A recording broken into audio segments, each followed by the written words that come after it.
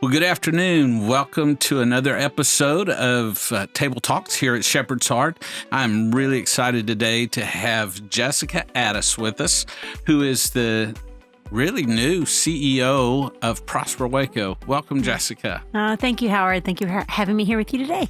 It's so exciting to get you in because I know there are a lot of things that Prosper Waco is accomplishing, and we'll get to more of that later.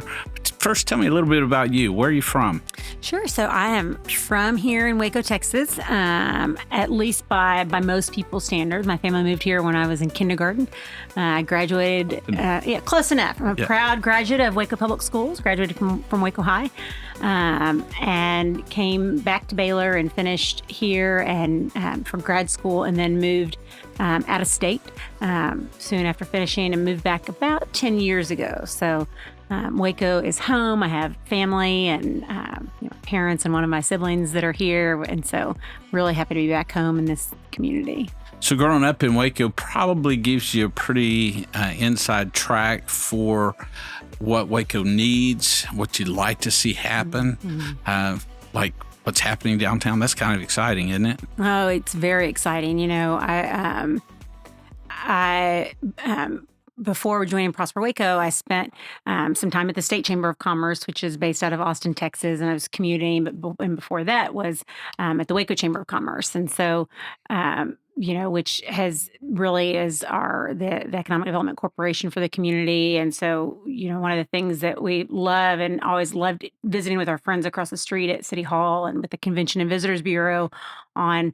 Chip and Joanna kind of tapped in and told the world what we already knew, which is that Waco is just a fantastic place to live and work and play. And, they capture that momentum of the growth that was really already happening. So I love seeing, I remember the streets of downtown Waco as a young person, and it's so exciting now to see this vibrant community. It is. It's become really quite the vibrant community. A lot of places to go, things to do, and we're just getting started good, aren't we? Absolutely. No, I think there's great things ahead. And, one of the things that I love about Waco is just really I think we have great leadership across the board of our community at organizations like yours, and, public sector leadership, elected officials at the city and the county, and then, community leaders at other area nonprofits and partners. And I'm excited that we have such a strong sense of identity and community, and people who are willing to work together to kind of help us to grow in the way that will be for the good of all of Waco.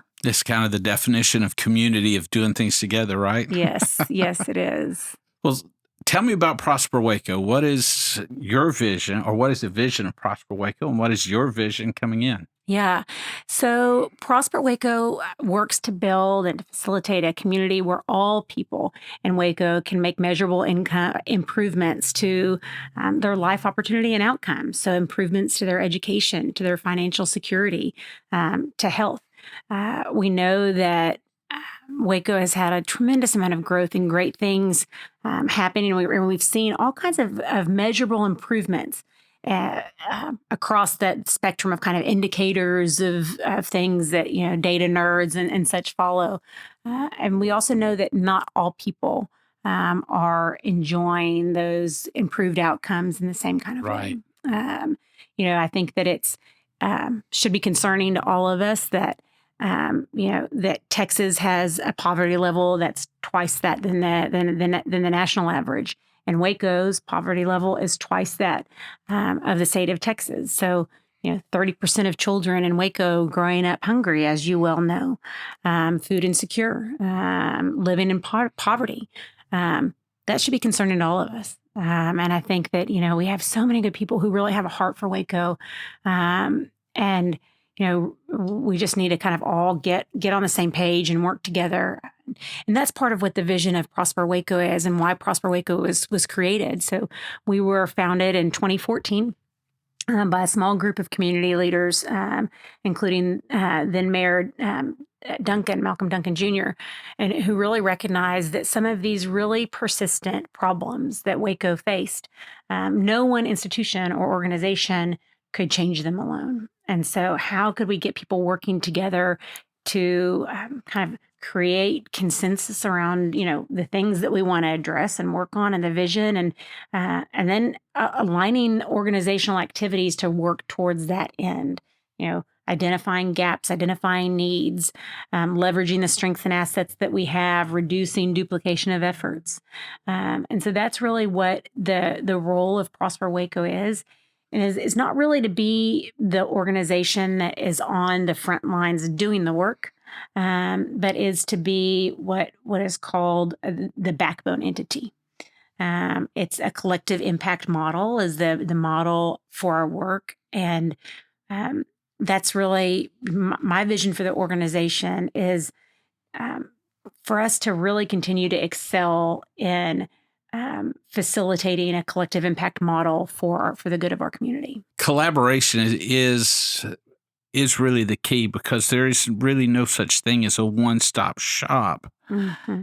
At the same time, to have one place that people could connect, Mm-hmm. to connect to the shops that are all over and doing great work. Mm-hmm. Is that what I'm hearing you say? That Oh, absolutely. I mean, I think that one of the roles that Prosper Waco has is helping to create, aligning efforts. And so that means that we're bringing all the partners together to the table. And I think that you can certainly understand, Howard, that, but prior to joining the chamber, I ran another area nonprofit, Avance, which is now Inspiración. And I, as the executive director of that organization, know that, when you're on the front lines doing work, you're kind of heads down in the weeds and serving the people who you are, in your mission to serve. And so part of the role of Prosper Waco is to create a space to help people look up and to be forward thinking and to help, get consensus around the goal that we share and what we're all going to do to get us there. And so, okay, you Shepherd's Heart, here's your role. And, how does that complement Caritas? What's Caritas doing? And what is Urban Reap doing for food insecurity? And how are we, touching into urban agriculture and composting and really aligning all of the efforts so that everyone is working towards a shared goal? Well, that's certainly one of the things that we're seeing is at the heartbeat of who we are and what we're wanting to accomplish as well, because hunger is just one symptom of a much bigger problem, and it's easy to throw food at the problem and put a Band-Aid on it and say, oh, haven't we done a great thing? But as you said, if we have our head down and we're just plowing through, then we're missing the bigger picture that's important to see. And so I think adjusting our perspective is something that Prosper Waco is going to be very helpful at. Well, thank you for that word of encouragement. I mean, that certainly is kind of our heart and desire. I think that there are several core functions that Prosper Waco brings to the community, and that helping to create spaces for alignment is one of them. Data and evaluation is another. And so we have some tremendous resources. We have a PhD level researcher on staff who is available to community partners and really able kind of digs into data. Sometimes it's easy to get national data or state data, but it's harder to get more localized data. So we at Prosper Waco invest in a resource called Roundtable, Waco Roundtable, and where individuals and partners can log on, create profiles, log on, and kind of look at very localized data across a number of metrics and outcomes that we're tracking.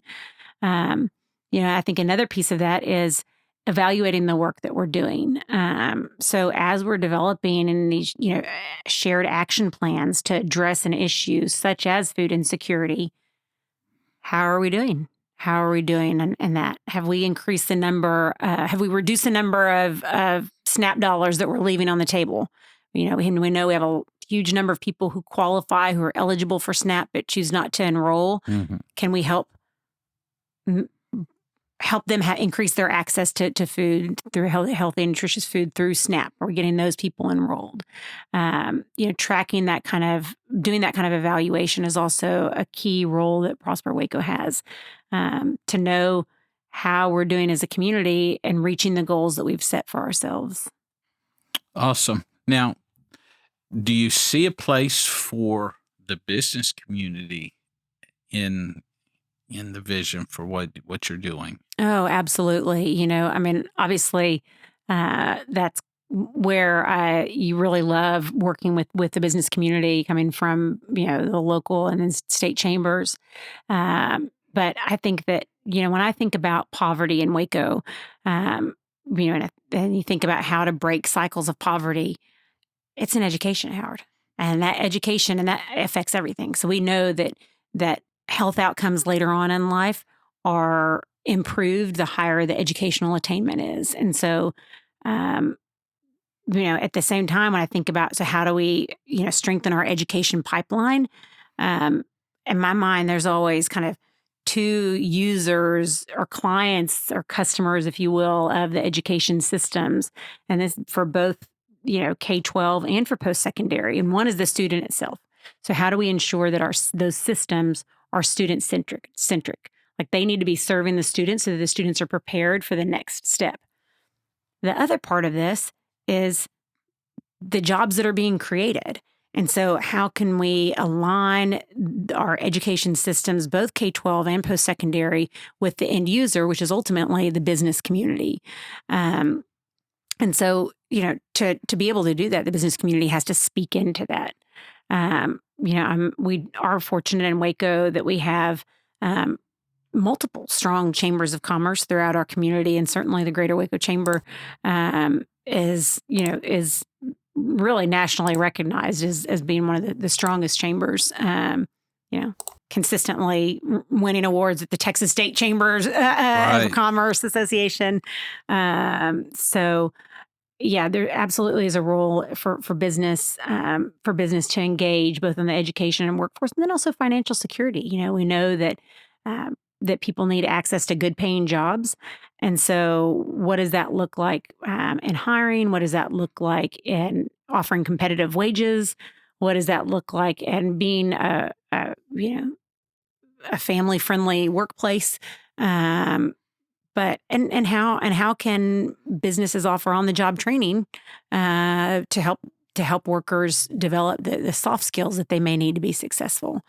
So there's lots of different places for business and industry to plug in, but in my mind, that's a really, really critical linchpin of how we solve for and address the kind of persistent poverty in our community.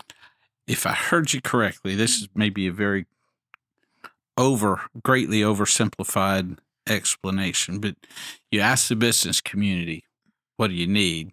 Mm-hmm. And they say, we need stacks and stacks of round pegs. Mm-hmm. And we look at the school system and say, okay, let's make round pegs. Mm-hmm. And the school system says, no, all we can do is make square pegs. We're at an impasse, right? Mm-hmm. So it takes those two working together so that what the business community needs, Mm-hmm. the education side knows, oh, this is what they need. All we have to do is make this adjustment, and we're producing what the business community needs. And then we begin to make some real impact Mm-hmm. on really what we're targeting. Mm-hmm. Yeah, I love that description and that analogy. I think that's really accurate. And I think that we're also really fortunate in Waco that we have school districts that are really willing to be adaptive and innovative. I think that we can see the Greater Waco Advanced Manufacturing Academy, GWAMA Yes. as we call it, and also GWACA, the Advanced Healthcare Academy. Yes. We have one of my old assistant principals from Lake Air Middle School is now, leads up the CTE, Miss Lisa Saxenian with WISD. All right. And, yeah, I know. Miss I know Sachs. Lisa. Yeah. She was always Miss Sachs to me. I knew her as Lisa. I didn't know her because I was in the assistant principal's office. Let's be clear. Okay. But gotcha. I gotcha. But really doing great work of helping the school district and systems to kind of align with business needs. The other part of that is, I think just communicating outwards to students and to parents about, career and technical education, vocational education as as a very viable path towards gainful, meaningful, impactful employment. And so I think that there's, I think that's where we all as community leaders have a role to really step up and say, this, you know, going to TSTC or, whatever, going to Guama or Guaca is not, the auto shop of years past, which also, by the way, actually also was a great path towards employment, towards meaningful employment, right, and a family sustaining wage, but to really reduce some of the stigma around that. And so I think in my mind, as I think about the future of Prosper Waco, collective impact as a model and its like academic iteration has several core elements. And one of those is continuous communication. And so I think about there's a role to help facilitate communication to our partners. That's like if you think about food insecurity, the organizations who are coming to the table to talk about a shared vision for reducing food insecurity are stakeholders, such as public and private sector partners, the city, the county, but also to the community at large. And so, how do we identify the audience that needs to receive the message and place a message that they can hear in a place where they go to get where they get their information. Exactly. And so, I see that building public will through communication is a really, really core role of Prosper Waco. And quite frankly, that's part of the reason for this podcast, because more and more people are getting their information from YouTube. Yeah. If you got to fix something, you YouTube it. That's right. If you got to change a light bulb, okay, what kind of light bulb is it? It's a weird one. Right. Has someone else done that? Sure, they have, and they've posted it. Right. And so to take advantage of these kinds of tools are really important for all of us, because it is the future as well.